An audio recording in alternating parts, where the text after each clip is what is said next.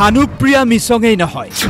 জিএমচিএইচৰ নৱজাতকৰ মৃত্যুৰ কাণ্ডত দোষ আছিল চিকিৎসকৰো তদন্ত কমিটিৰ প্ৰতিবেদনত দোষী সাব্যস্ত হ'ল চিকিৎসক নাৰ্ছ আৰু টেকনিচিয়ান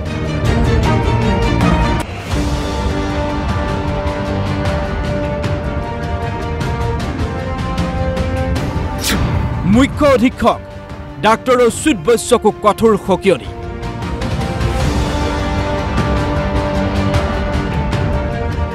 18 আগষ্টত জিএমচিএইচত নৱজাতকৰ মৃত্যুৰ ঘটনাৰ প্ৰতিবেদনত তিনিজনীয়া কমিটিয়ে 11 জন ব্যক্তিৰ নাম উল্লেখ কৰিছে ইতিমধ্যে তদন্ত সমিতিৰ প্ৰতিবেদনৰ ভিত্তিত চাকৰিৰ পৰা নিলম্বন কৰা হৈছে জিএমচিএইচৰ শিশু বিভাগৰ মুৰব্বী অধ্যাপক ডাক্তৰ অনুপমা ডেকা আৰু সহযোগী অধ্যাপক ডাক্তৰ দীপাংকৰ হাজৰিকা লগতে মেডিকেল এডুকেশ্যন এণ্ড ৰিচাৰ্চ ডিপাৰ্টমেণ্টে নিলম্বন কৰিলে নাৰ্ছ ইনচাৰ্জ গুমতি দেৱী আৰু ষ্টাফ নাৰ্ছ চন্দনা নাথক আনহাতে Srimanta Sankardev university of health ছায়েন্সে ছমাহৰ বাবে বহিষ্কাৰ কৰিছে জিএমচিএইচৰ দুই শিক্ষাৰ্থী ডাক্তৰ ঋষিকেশ ঠাকুৰীয়া আৰু ডাক্তৰ পূজা শইকীয়াক ঋষিকেশ ঠাকুৰীয়া মেডিকেল শিক্ষাৰ দ্বিতীয় বৰ্ষৰ স্নাতকোত্তৰ আৰু ডাক্তৰ পূজা শইকীয়া প্ৰথম বৰ্ষৰ স্নাতকোত্তৰ ট্ৰেইনী হিচাপে আছিল জিএমচিএইচত তদন্ত কমিটিয়ে চৰকাৰক ৰিপৰ্টটো দাখিল কৰিছিলে সেই মৰ্মে আমাৰ মেডিকেল এডুকেশ্যন ৰিচাৰ্চ ডিপাৰ্টমেণ্ট তথা ডাইৰেক্টৰ হেল্থ ছাৰ্ভিচ আৰু এটা আমাৰ ৰিপৰ্ট আহিছে from Srimanta Sankardev university of health science চ' এই গোটেইকেইটাৰ ৰিপৰ্টখিনি আমি মিলাওঁ যদি তাতে টোটেল 7জন ব্যক্তিৰ এগেইনষ্টে কিছুমান আমাক পদক্ষেপ ল'ব দিছে তাৰ ভিতৰত প্ৰথমতে আছে আমাৰ শিশু বিভাগৰ ডক্টৰ অনুপমা ডেকা তেখেত প্ৰফেচাৰ আৰু মুৰব্বী পেডিয়াট্ৰিক্স ডিপাৰ্টমেণ্টৰ doctor Dipankar Hazarika associate professor paediatrics ডিপাৰ্টমেণ্টৰ তেখেতৰ এওঁলোক দুজনৰ suspension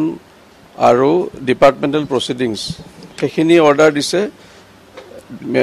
department of medical education and research department আৰু পিছত দিছে Chandana Nath staff nurse Ishanjyoti Talukdar ICU technician নিকুট য'ত মানে এই ঘটনাটো ঘটিছিলে এওঁলোকৰ ছাছপেনশ্যনটো দিছে আমাৰ ডাইৰেক্টৰ অফ মেডিকেল এডুকেশ্যন তেওঁলোকৰ এগেইনষ্টেও ছাছপেনশ্যন আৰু ডিপাৰ্টমেণ্টেল প্ৰচিডিংছ ড্ৰ কৰিবলৈ আমালৈকে লিখি পঠাইছে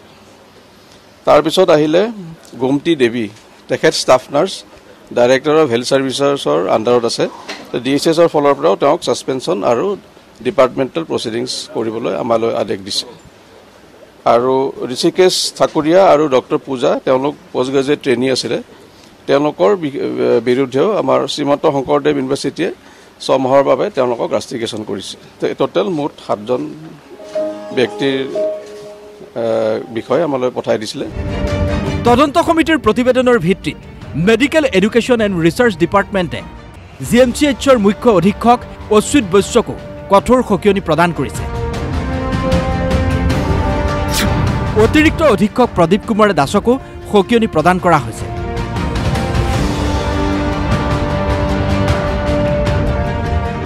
ভৱিষ্যতে এনেধৰণৰ ঘটনা পুনৰ সংঘটিত নোহোৱাৰ লগতে ৰোগীৰ নিৰাপত্তা নিশ্চিত কৰি পদক্ষেপ গ্ৰহণ কৰিবলৈ নিৰ্দেশ দিছে মেডিকেল এডুকেশ্যন এণ্ড ৰিচাৰ্চ ডিপাৰ্টমেণ্টৰ তৰফৰ পৰা